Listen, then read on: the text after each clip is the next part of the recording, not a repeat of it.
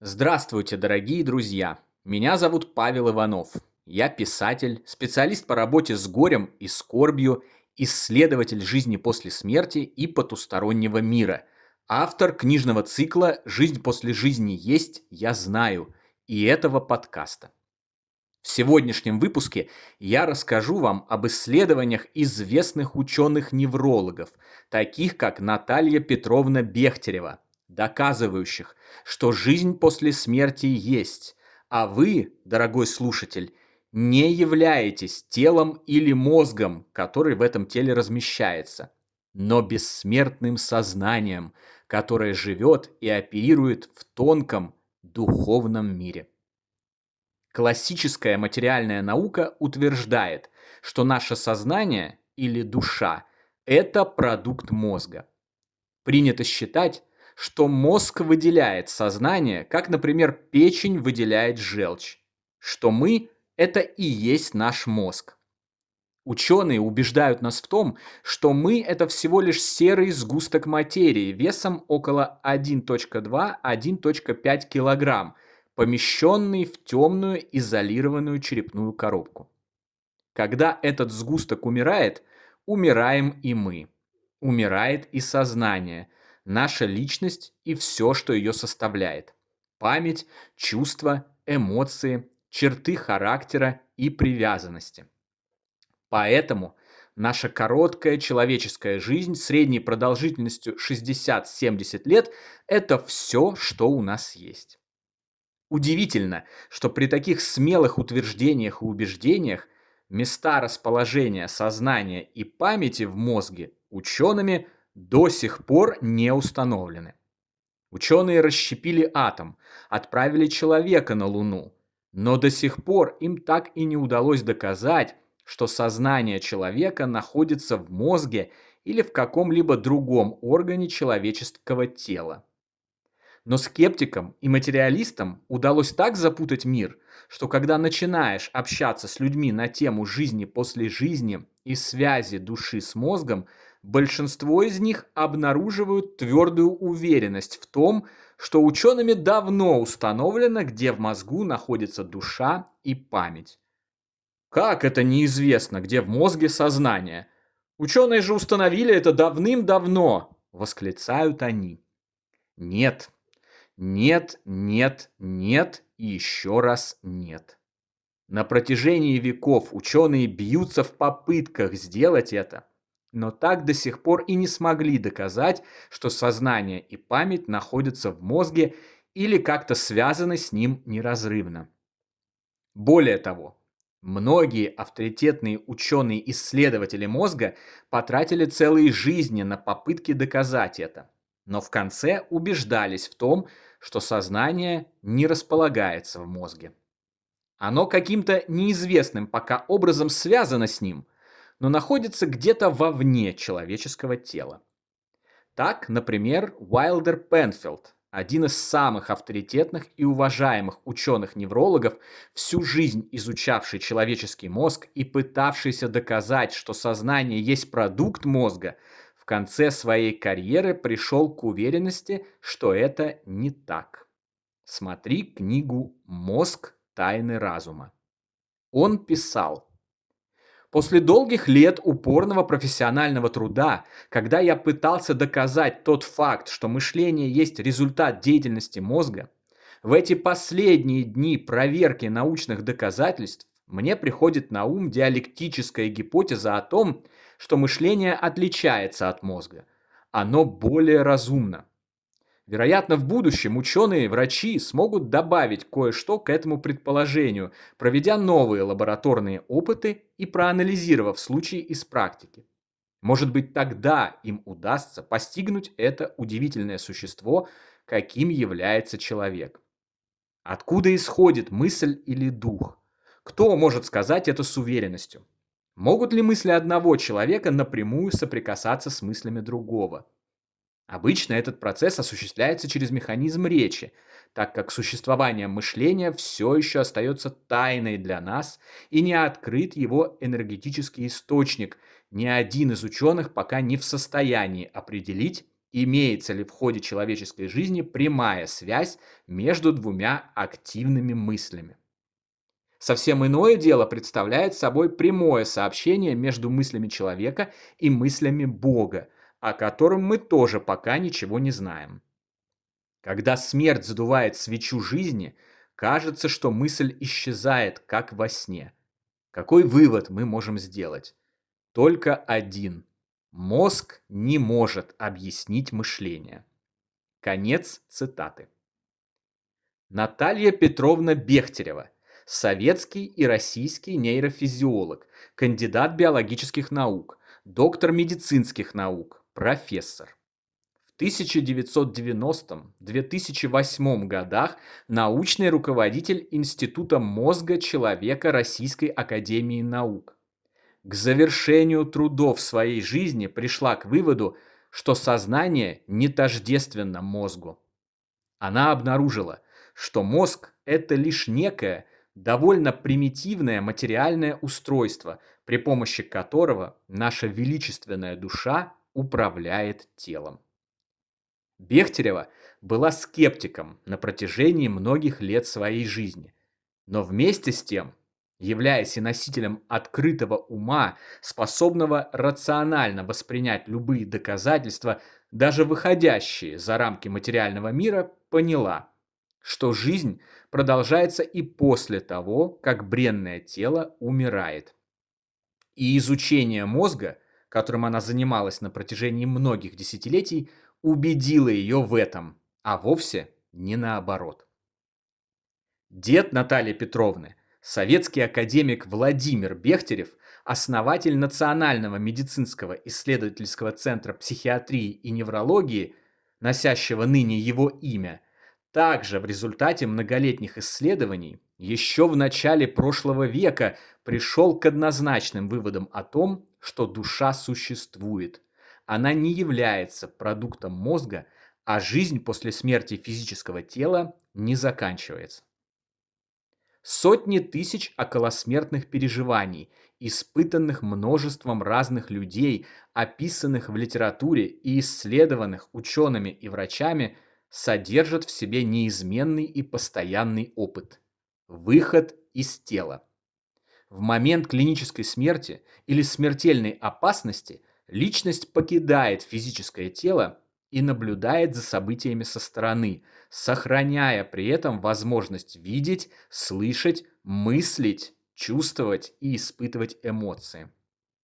Это также указывает на то, что сознание не связано с мозгом неразрывно и в необходимых случаях может действовать автономно, по-видимому, окончательно расставаясь с мозгом в момент биологической смерти тела. Внетелесные опыты, йогические медитации с путешествиями в так называемый астрал, осознанные сновидения, телепатия, ясновидение, яснослышание и другие психические и малоизученные пока феномены также опровергают классическую научную модель неразрывной связи мозга и сознания. Я получил собственное доказательство того, что мозг – это вовсе не источник сознания, а лишь некий приемник, через который душа управляет физическим телом, как водитель оперирует погрузчиком на складских работах. В 2013 году я заболел неизвестным заболеванием мозга. В один из вечеров я валялся в кровати и смотрел диснеевский фильм «Джон Картер» по роману Эдгара Берроуза. В середине фильма я вдруг почувствовал, что у меня онемели пальцы на правой ноге. Всякое бывает. Отлежал, затекло, пройдет. Однако через несколько секунд я почувствовал, что онемение стало быстро распространяться выше. Сначала до колена, затем до груди, а потом и до макушки. Правая нога стала ватной, рука отнялась, а язык перестал слушаться. На лицо были все признаки инсульта. И это в 30 с небольшим лет. Странно, но делать нечего, надо спасаться. Я схватил мобильный телефон и позвонил в скорую. На том конце провода в привычной манере меня по-хамски стали спрашивать, в чем моя проблема и зачем я, собственно, потревожил покой уважаемых работников медицины. И тут выяснилось, что я не могу описать свое состояние. Речь отнялась вместе с правой рукой. При этом в мыслях я все прекрасно понимаю и формирую необходимые предложения. Но когда я пытаюсь их озвучить, из моего рта вылетают бессвязные и непонятные обрывки фраз.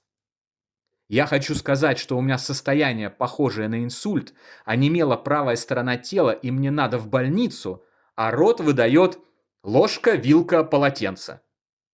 На том конце провода, естественно, спрашивают, ты пьяный или как? А я, желая ответить «нет, со мной происходит что-то странное, помогите», выдаю «машины едут вдоль и поперек». «Закусывать надо!» На прощание прозвучало в телефоне, и связь разорвалась. Меня накрыла паника. Тогда я еще не знал, что так называемая смерть – это иллюзия, и очень боялся умирать. Когда приступ схлынул, пришла невероятно сильная головная боль. Болела так, как никогда в жизни. Казалось, голова готова лопнуть. И не метафорически, а в прямом смысле слова. Я орал от боли. Затем боль отступала. Через час-два приступ повторялся и так по кругу. Одно хорошо. В моменты пришествия боли возвращались речь и способность передвигаться. Несколько дней я пытался отлежаться, надеялся, что пройдет само, но ничего не проходило. Я обнаружил, что в моменты приступов не только теряю возможность передвигаться и говорить, но и даже набирать смски. И снова я прекрасно осознавал, какой текст я хочу напечатать на клавиатуре телефона, но пальцы упорно попадали на другие буквы, формируя в результате какую-то белиберду. Однажды в те дни я вынужден был поехать по делам, и приступ застал меня в дороге. Я чуть не попал в аварию и с трудом добрался до бабушкиной квартиры, где со мной произошел чудесный случай, о котором я вам рассказывал ранее. Отчаявшись, я снова решил обратиться за помощью в скорую. Дождавшись очередного пришествия боли и возврата речи, я схватился за телефон. На этот раз мне удалось вызвать помощь и объяснить прибывшим фельдшерам, что со мной происходит. Меня положили в больницу, и в следующие 3 месяца врачи пытались определить, что не так со мной и с моим мозгом. Сделать этого они так и не смогли. Но за время болезни я испытал десятки таких приступов. Прошел через десятки анализов и тестов. 3 раза мне делали спинномозговую пункцию, залезая огромной иглой между позвонков и откачивая оттуда жидкость.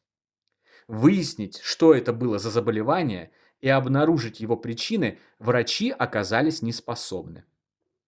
Не понимая, что происходит, они проводили, как говорят сами медицинские работники, лечение отчаяния. Заливали меня антибиотиками широкого спектра и кортикостероидами. Но это не помогало. Я продолжал испытывать приступы и оставаться в больнице, меняя одно лечебное заведение на другое. Затем произошло еще одно чудо моей жизни. Мое тело, видимо, устав от бесконечных медицинских процедур, начало исцеляться само. Приступы сначала стали терять свою интенсивность, а затем исчезли полностью. И еще полгода я восстанавливался, так как за это время превратился в полную развалину, неспособную преодолеть несколько ступенек вверх по лестнице. В результате мое тело полностью исцелилось и вернуло себе силы и привычную энергию. Врачи так и не смогли понять, что это было, но были рады избавиться от меня. В выписном эпикризе у меня написано «Приходящие нарушения кровоснабжения головного мозга неизвестной этиологии». И все. Болезнь четко показала мне, что мозг и сознание – это абсолютно разные вещи. Они как-то связаны и работают вместе, Но совершенно точно сознание не является продуктом мозга. В момент приступа внутри я оставался тем же самым человеком. Я все понимал и трезво оценивал, прекрасно мыслил и осознавал, что я хочу сказать и сделать. Но тело мое было не способно действовать. Оно было не способно корректно управлять руками и ногами, правильно шевелить пальцами, сформировать из мыслей предложение и озвучить его. Как будто на входе кто-то отправляет вполне нормальный сигнал, но приемник сломан и не может его обработать. Как будто телевизионная антенна неисправна, и телевизор показывает отличный фильм, но с ужасными помехами и срывами изображения и звука.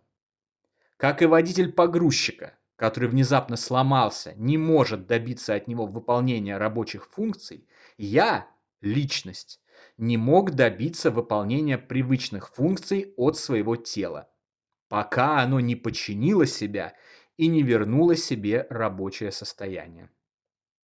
Многие скептики, ученые и обычные люди, включая меня, ознакомившись с накопленными человечеством доказательствами существования души отдельно от мозга и получив личный опыт, вынуждены согласиться с тем, что мы нечто большее, чем просто мешок с костями и кровью. Мы– вечные духовные сущности, на протяжении земного отрезка существования, управляющие физическими телами, как водитель управляет погрузчиком, чтобы выполнить порученную им работу, получить необходимый опыт и вернуться домой, к нашим родным и близким, чтобы отдыхать, весело и прекрасно проводить время и наслаждаться этой великолепной вечной жизнью. На сегодня это все, дорогие друзья. Подписывайтесь на наш канал, ставьте лайк, поддерживайте нас донатом. Приходите в наши каналы в мессенджерах. Приобретайте наши книги цикла «Жизнь после жизни есть, я знаю» и «Онкология и душа». Все необходимые ссылки вы найдете в описании видео. Всего вам самого лучшего, волшебного и замечательного. До новой встречи. Всегда ваш Павел Иванов.